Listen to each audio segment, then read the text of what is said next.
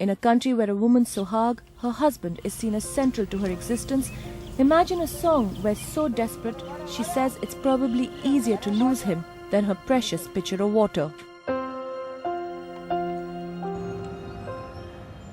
We had filmed this song in Banda, Bundelkhand 16 years ago when we'd gone there to do a story on water scarcity, more precisely on how groundwater levels were sharply dropping. The situation then seemed apocalyptic. But in the past 10 years or more, the water crisis in Banda, like elsewhere in the country, has only become worse.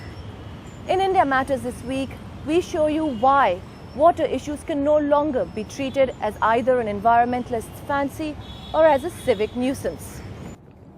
Dheeraj Ahuja runs a company called Delhi Tubewells Limited. He knows firsthand what depleting groundwater levels mean.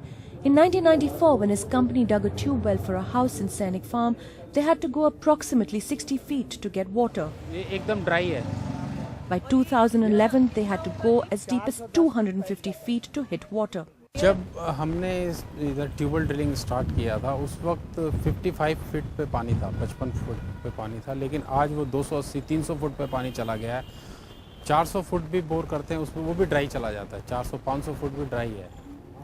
Digging tube wells is big business. Since the mid-60s, both the government and private house owners have bored their own water supplies deep into the earth, sucking out Delhi's groundwater in massive quantities.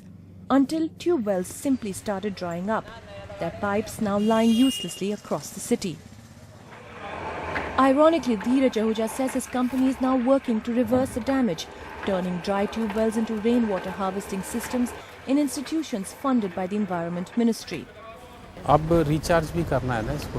अब किसी कुछ ले रहे हैं तो कुछ देना भी तो है उसको. वो पानी भी नाली में बह के चला जाता है. उसको रोकना है. एक एक बूंद कीमती है. Frantic laws are also being formulated to save groundwater.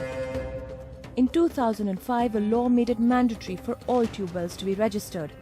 A CSC survey found that 100,000 tube wells are registered, but the Groundwater Board says that number is as high as 400,000, which means thousands of tube wells continue to draw water from the ground illegally. Private householders argue that tube wells are the only option in the absence of a proper water supply from the Jal Board. At the moment, the Jal Board supplies piped water to about 75% of Delhi's population. Statistics also reveal how unequally the water has been distributed. Here's an example.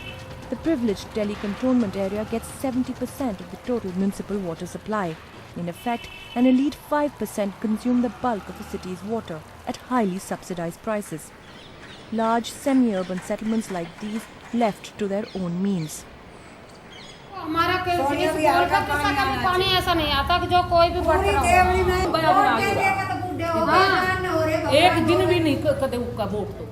Those who could have dug tube wells here, but we return to the same point. They have now dried up. This is one part of Delhi's catastrophic water story. This is a picture of Sharad Gaur taking his friends to his ancestral village situated on the edge of a large lake. The village and that lake is today's Sector 20 Dwarka, a series of apartment buildings on the southern edge of Delhi.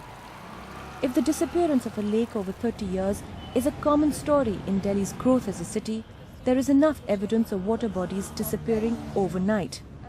It is the zone O of the river Yamuna. Under the law, there can be no permanent residence here, there can be no commercial activity, there can be no buildings.